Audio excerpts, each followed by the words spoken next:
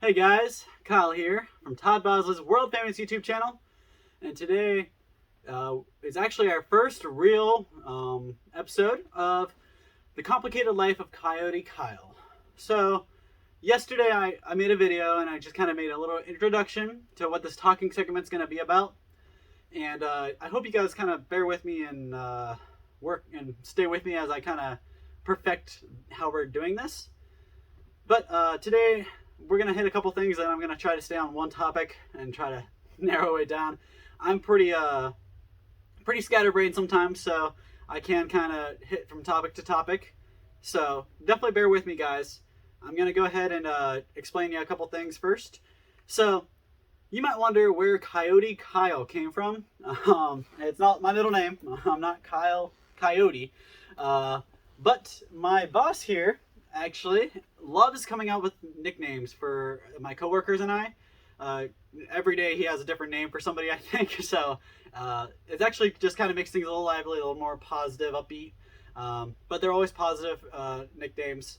But mine just happened to be Kyle Coyote or Coyote Kyle because well, his main reason for it was because I go after what I'm after. Like if I'm on a task, say I'm talking to a customer about some of our products, or if I'm stocking a shelf, or I'm trying to set up a new display in our store, I really go after it. I'm motivated. I see the objective or the task, and I just kind of go straight for it. I'm not really as far as working goes, I'm not scatterbrained unless I get piled, which happens a lot. A lot of things get piled up at once. But the best thing about it is the fact that I can kind of stay focused at the task at hand that matters. So I get a whole stack of stuff. Say I come in and I have a list of 3 or 4 things to do. Well, after in the midst of doing those 2 or 3 things, I actually get I don't know, probably 50 other things added onto it throughout the day. Whether it be helping a customer, restocking something that we ran out of or running low on, or just making space for a delivery. But I'm pretty good about keeping it all organized and knowing exactly what thing to go after. So I'm pretty aggressive about the task that matters. And I'm pretty good about knowing what to do in between and what needs done when. But I'm a lot more directive. I'm a little more aggressive about going after certain tasks. And that's how I got my Coyote name. I'm aggressive like a coyote. Plus, he likes to keep the names kind of similar with your real name is. So Kyle and Coyote just kind of, they have a ring to it. And I've always kind of been wanting my own talking segment. So Complicated Life of Coyote Kyle just kind of flows. I don't have a pet coyote, as cool as that would be. I don't have a tattoo of a coyote, though I might one day. But that's really it. Just because of my work aspect and my attitude kind of got me that nickname. Now we have others have nicknames. I'm not going to go into everybody else's nicknames. I just wanted to just explain to you what Coyote Kyle was all about and why and where that came from. Something else I wanted to kind of touch base on, and I just did it again, is those noises that I make throughout my speech or my talking segments. Do forgive me for them. I'm working. I'm trying to get better at it.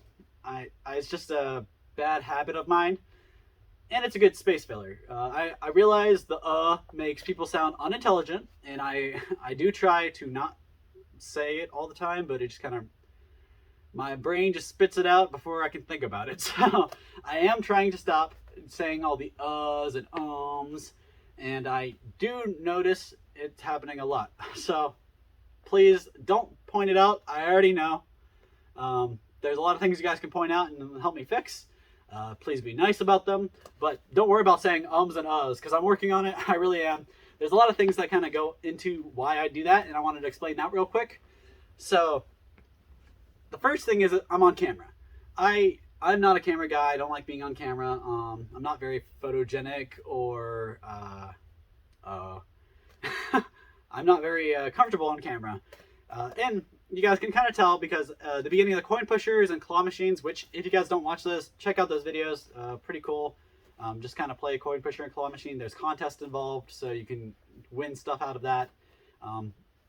can't really win anything out of watching these videos yet. We're working on it, but not yet. So just something to kind of think about. When I first started this Coin Pushers, I did not want to talk at all. I wanted to be real quiet. I just wanted to play the game and get it over with. But as time's progressed, I've gotten better at talking. My coworkers have made me feel more comfortable at it. I have an awesome support team, my family. My fiance, she lives with me, so she doesn't watch the videos most of the time. But she definitely gives me support, gives me ideas. I have her watch a couple parts just to make sure I'm not doing too bad. So I think the best support thing I have is actually my family, my mother, my siblings, even my fiance's siblings. They watch my videos. They give me constructive criticisms. They actually participate in the contest. They try to win. None of my family's won yet, so don't worry. But they all really encourage me and egg me on for it. So I really want to say thank you to them for everything they do. Just this is my little part to say thank you guys. Thanks, Mom. Thanks, family. Thanks to everybody, guys at home. Thanks you so much for watching. Really appreciate it. And thank you to all my fans. You guys also egg me on and give me all the strength I need to keep doing what I do. If it wasn't for you guys, I couldn't do this. And I get a couple hundred views in a night, and it can make me feel happy. So as long as there's at least 100 people out there who care about what I say and want to watch, I'm going to keep making these videos for you until hopefully we can get better. I'm trying to get more organized, so let me just kind of peek at my next note real quick. Oh, that's another thing. About the speech thing. So I actually, when I was a little kid, I had a hard time talking. I screamed a lot. Now this being said, my mom felt awful because she thought she was doing something wrong with me. She thought something was wrong, but really it just I needed some speech therapy. I actually went to a couple sessions, and they helped me get a little better at it. And I was just a kid, so I really don't remember much about those sessions. I remember sitting in a room with a lady, but that's about it. But I definitely have had speech issues, and I've stuttered a lot throughout my life. I talk fast, so words kind of cram together. So maybe I'm not the best person to be here on a talking segment, but I did want to explain to you some of the issues and why they're occurring. And I am working on them. I'm getting better. I'm just starting my videos here, so I hope to get better every video. And then the biggest part I wanted to touch base on today was a little part of humanity. That's what I wanted the big part of this video to be about, is humanity, because we need some. This world needs some. We're full of millions of people, and something I can't wrap my head around is not two people. You take Tom, you take Joe, Schmo, take them from Florida and California, put them together, take them from Alaska and Ohio, put them all together. No two people are going to think the exact same thoughts. Nobody's going to have the same thought processes. Nobody's going to take something the way you're giving it. So, got some customer issues, so I'm just going to go ahead and sorry about that. So, I had a couple customers walk in to the furniture barn here where I do my videos. Just wanted to make sure they're okay. They're gone. They got them taken care of. So hopefully I'll kind of edit that up a little bit, just to make these videos a little more cleaner and not so choppy and not so spaced out with me being my dumb moments. So as I was saying, I wanted to talk a little bit about humanity. So the world is full of humans. I mean, I made that point already. Millions of people out there. Nobody thinks the same. Nobody has the same thought processes. Blah. And nobody feels the same about everything. So that's why I feel like the world has, especially since the coronavirus first started and the pandemic kind of took over the world, we were building up to, I don't know, we were just on a downward spiral of everything that's going around, at least here in the country. I mean, I've never been outside of America, so I can't really speak for anywhere else in the world. But I know that people are just probably going to be about the same anywhere you go. There's always going to be good people. There's always going to be bad people. There's always going to be nice people, and there's always going to be mean people. You're going to have both spectrums. But I wanted to preach a little bit about humanity for a second, because we're all humans. We all have it. We all should be good and pure in our heart. At the end of the day, you shouldn't have any negative aspirations or feelings going around at all. But it's America. It's Earth. It's the planet. It's the life. there's bad things that happen. It's going to make people feel bad. Some bad things happen more often to other people than some. So I want everybody to kind of take this into account and think about it real hard. Think about what you guys do on a daily basis when you go out to the store, when you talk to your coworkers, you talk to your friends and family. Even if you're having a bad day, or maybe they're having a bad day, don't give in to any negative emotions or feelings, because the more people that give into those feelings and emotions, the more negative the world's going to get, and nothing's going to change. It's just going to keep going down and down and down. There's actually a line from the Lorax, big Dr. Seuss fan, a line from the Lorax that says, if someone like you doesn't care, or if no one like you cares a whole awful lot, nothing's going to get done. It's just not. Basically saying, if you don't care, I don't care, nothing's gonna happen. So people need to care about this. People really need to think about this, and people need to start feeling and considering how they treat people. Because even if you're having a bad day, so say you wake up and you accidentally put a memory card in a camera, formats your entire memory card, has all your memories from years past, and it's gone. So you start your day off that way. Obviously, you're not going to be in a good mood. You're going to be angry. You're going to be sad. You're going to be upset. You're going to be stressed. You're going to be thinking about that literally all day. I actually know this because it happened to us. It wasn't me that did it, but it was our memories. So being a tech guy, I had to save the day. I pulled everything back, recovered all the files. All of our pictures are fine. We got all nieces, nephews. Everything's fine.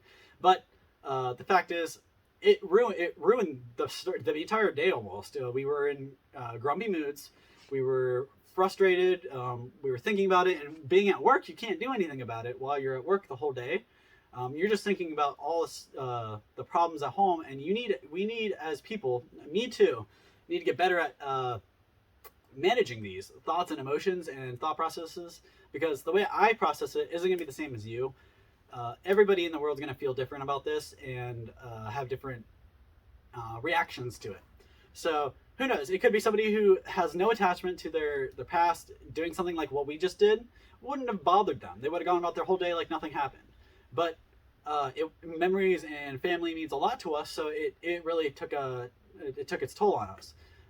So as soon as I got home, we fixed everything, got it working. But it's just the fact that one thing kind of spiraled their whole day. So if somebody came to me with a mean approach or a rude approach, I was gonna snap. It's just as a human reaction, that's what happens.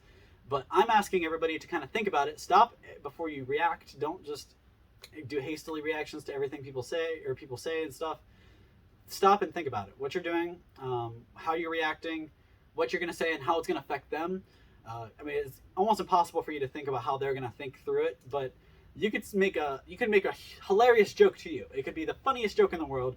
You think there's nothing wrong with it. You think it's just nice, buddy, whatever.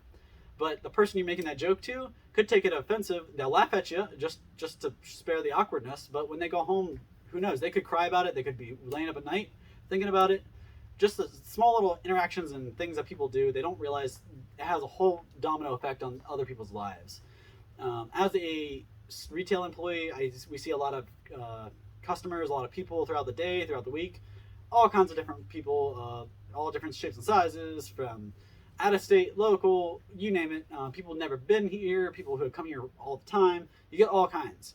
So obviously you have a bunch of different people's personalities and attitudes to deal with, and who knows what each one of those people are carrying around with them. Who knows how many of them opened their milk to realize the milk was expired this morning, so they couldn't have their breakfast, or their coffee. They started their coffee late, so that didn't work. Or who knows, maybe they stopped at Dunkin' every morning and their Dunkin' app wasn't working, so they couldn't order their coffee, and the whole day is ruined. So just keep in mind that everybody has these kind of things and emotions, and as humans and the way we act and treat people, we just need to kind of keep that in mind, and I want everybody to kind of reflect on that a little better. So don't just hastily make decisions and react to people's sayings or their jokes or whatever. And on the flip side, if people think other people are too sensitive, there's no such thing. There's no such thing as being too sensitive. People just need to be nice people. So just a huge statement that there's a lot of people in this world, and it may be a generational thing. I'm not going to sit here and spew facts or assumptions or anything like that about generations, but the older folks don't have all the stuff that we have as younger people. And when they do that, even if they do have it, they don't have the understanding to it. So a tablet, I can blow through it setting up a tablet in 5 seconds, and probably a couple 10-year-olds could do it too. But you take somebody who fought in multiple wars, worked for 50 years in multiple different jobs, and they're, who knows, they're 80, 85 years old, sitting at home, and they just want to read a book. Their kids give them this iPad, and it's like foreign language to them. So that's just one thing that, like, completely different. We don't realize, because we've always had it from growing up till now. A lot of younger generations grew up with technology, and they got to experience it and learn from it and see it grow. I mean, I went from looking at computers that are like this big and built into the monitor, to having a tower this big, to having a computer this big. It's incredible. The world's just kind of changing, and the way people don't change with it all the time. So you got to keep that in mind, and just try to practice your humanity. That's all I'm trying to say in this video is work on yourself as people and how you react to other people's sayings and what they do. Really just helps the whole human race out. Everybody needs to treat people better and just be nicer people.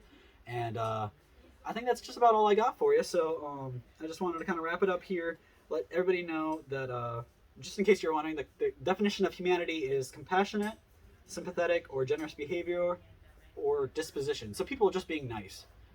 That's a sign of being humane or having humanity. Just being nice to other people.